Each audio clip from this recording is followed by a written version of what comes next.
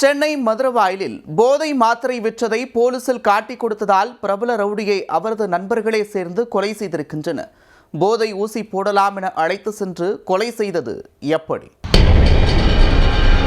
சென்னை மதுரவாயில் வடவெண்ணியம்மன் நகர் 4வது தெருவைச் சேர்ந்தவர் முகமது ஆதாம்.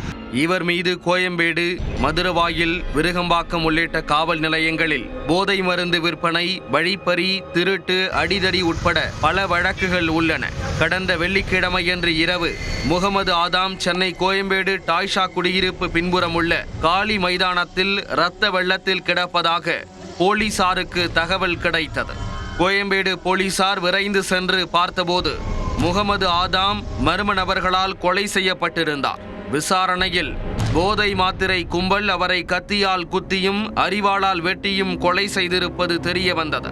தொடர் விசாரணையில் மதுரவாயில் பகுதியைச் சேர்ந்த கமலேஷ், திருநாவுக்கரசு, ஜோயல், சந்தோஷ், செல்வா, கோபால் ஆகிய 6 பேர் சேர்ந்து வெட்டி கொலை செய்தது தெரிய வந்தது.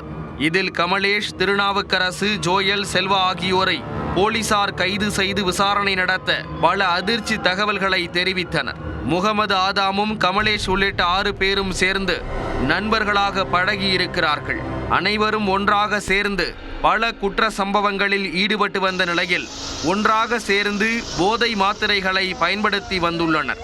கோபால், கமலேஷ் ஆகிய இருவரும் போதை மாத்திரைகளை வெளி மாநிலத்திலிருந்து வாங்கி வந்து கோயம்பேடு, மதுரவாயில் பகுதியில் வியாபாரம் செய்து வந்துள்ளனர். இந்நிலையில் விருகம்பாக்கம் போலீசார் திருட்டு மற்றும் கஞ்சா வழக்கில் முகமது ஆதாமை கைது செய்தனர். அப்போது முகமது ஆதாம் கஞ்சாவை விட போதை மாத்திரையில் அதிக போதை இருப்பதாகவும் தனது நண்பர்களாகிய கோபாலும் கமலேஷும் அதை வாங்கி விற்பதாகவும் தெரிவித்துள்ளார். ஆதாமின் வாக்குமூலத்தை வைத்து போதை மாத்திரை விற்பனை செய்ததாக கோயம்பேடு போலீசார் கமலேஷையும் கோபாலையும் கைது செய்து சிறையில் அடைத்துள்ளனர். இதனால் நண்பர்களாக இருந்தவர்கள் எதிரிகளாக மாறியிருக்கிறார்கள். கைதான அனைவரும் சிறையிலிருந்து விடுதலையான நிலையில் முகமது ஆதாம் மற்றும் அவரது நண்பர்களிடையே பிரச்சனை ஏற்பட்டுள்ளது. இந்நிலையில் போதை மாத்திரையிலிருந்து போதை ஊசிக்கு மாறிவிட்டதாகவும் நீயும் வந்தால் போதை ஊசி போடலாம் என ஆதாமை கமலேஷ் அழைத்திருக்கிறார். இதை நம்பி சென்ற முகமது ஆதாமை கமலேஷ், கோபால் உட்பட 6 பேரும் சேர்ந்து வெட்டி கொலை செய்திருப்பது போலீசாரின் விசாரணையில் தெரிய வந்துள்ளது. IAS, IPS அதிகாரிகள் வசிக்கக்கூடிய குடியிருப்புகளின் அருகே உள்ள மைதானத்தில் இந்த கொலை நடந்துள்ளது.